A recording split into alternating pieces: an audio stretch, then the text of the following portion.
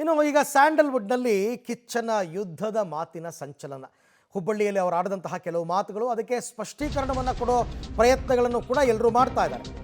ಯುದ್ಧಕ್ಕೆ ಸಿದ್ಧ ಮಾತಿನ ಬೆನ್ನಲ್ಲೇ ಸುದೀಪ್ ಎಕ್ಸ್ ಖಾತೆಯಲ್ಲಿ ಬರ್ಕೊಂಡಿದ್ದಾರೆ.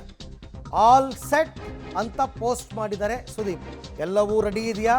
3 ದಿನ ಬಾಕಿ ಇದೆ, ನಿಮ್ಮ ಸ್ಕ್ರೀನನ್ನು ಸೆಲೆಕ್ಟ್ ಮಾಡ್ಕೊಳ್ಳಿ. ಚಿತ್ರ ಬಿಡುಗಡೆಗೆ 3 ದಿನ ಬಾಕಿ ಇರುವಾಗ ಅವರು ಮಾಡಿರ್ತಕ್ಕಂಥ ಪೋಸ್ಟ್. ಆಲ್ ಸೆಟ್ ಮುನ್ನ ಬಿಟ್ಟಿರುವ ಜಾಗದ ಬಗ್ಗೆ ಹೆಚ್ಚಿದೆ ಕುತೂಹಲ.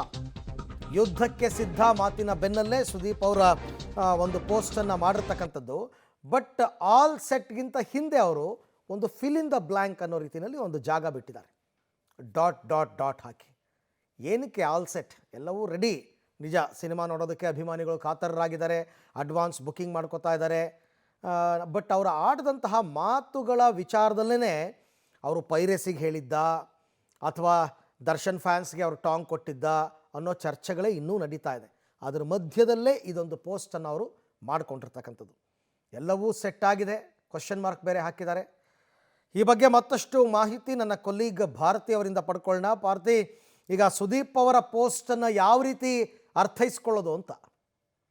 ಖಂಡಿತವಾಗ್ಲೂ ನಾನಾ ಅರ್ಥಗಳು ಬರ್ತವೆ. ಯಾಕಂದ್ರೆ ಯುದ್ಧಕ್ಕೆ ಸಿದ್ಧ ಅಂತ ಹೇಳಿದ್ರಲ್ಲ ಅರವಿಂದ್, ಅದೇ ಪ್ರಕಾರ ಆಲ್ ಸೆಟ್ ಅನ್ನೋದನ್ನ ಈಗ ಫಿಕ್ಸ್ ಮಾಡ್ಕೊಂಡಿರ್ಬೋದು ಅಂತ ಅನ್ಸುತ್ತೆ. ಅದೇ ರೀತಿಯಲ್ಲಿ ಅರ್ಥೈಸಲಾಗ್ತಿದೆ, ಅದೇ ರೀತಿಯಲ್ಲಿ ಕಾಮೆಂಟ್ಗಳು ಬರ್ತಿವೆ.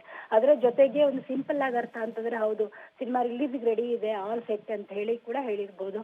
ಆದ್ರೆ ಯಾವ ವಿಚಾರಕ್ಕೆ ಈಗ ಸ್ಯಾಂಡ್ಲ್ವುಡ್ ನಲ್ಲಿ ದಗದಗ ಅಂತ ಇದೆ, ಎರಡು ಫ್ಯಾನ್ಸ್ಗಳು ಯಾವ ರೀತಿ ಹೋರಾಡ್ತಾ ಇದ್ದಾರೆ, ಯುದ್ಧ ಮಾಡ್ತಿದ್ದಾರೆ, ಅದೆಲ್ಲದರ ಸೂಚನೆ ಅನ್ನೋ ಪ್ರಕಾರನೂ ಆಲ್ ಸೆಟ್ ಅಂತ ಇರ್ಬೋದು. ಆದ್ರೆ ಅವರವರ ಅರ್ಥಕ್ಕೆ ಬಿಟ್ಬಿಟ್ಟಿದ್ದಾರೆ ಸುದೀಪ್ ಅನ್ಸುತ್ತೆ.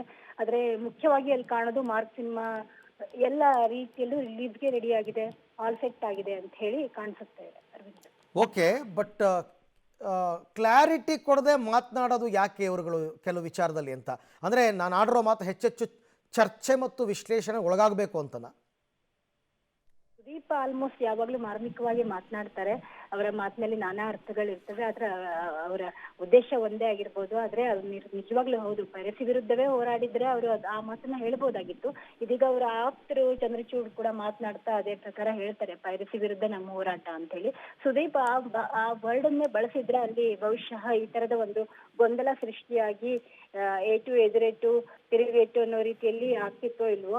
ಸದ್ಯಕ್ಕಂತೂ ಈ ವಿಚಾರ ಇವತ್ತಿನ 2 ದಿನದಿಂದ ಸೋಷಿಯಲ್ ಮೀಡಿಯಾದಲ್ಲಿ ಸಿಕ್ಕಾಪಟ್ಟೆ ವೈರಲ್ ಆಗ್ತಾ ಇದೆ. ಎರಡೂ ಬಣಗಳ ಸುದೀಪ್ ಹಾಗೂ ದರ್ಶನ್ ಅಭಿಮಾನಿಗಳು ಇಬ್ರು ಕೂಡ ಸೋಷಿಯಲ್ ಮೀಡಿಯಾದಲ್ಲಿ ಅಕ್ಷರಶಃ ವಾರ್ ಶುರು ಮಾಡ್ಕೊಂಡಿದ್ದಾರೆ already. Right, thank you Bharati, ತಮ್ಮೆಲ್ಲ ಮಾಹಿತಿಗೆ ಧನ್ಯವಾದ.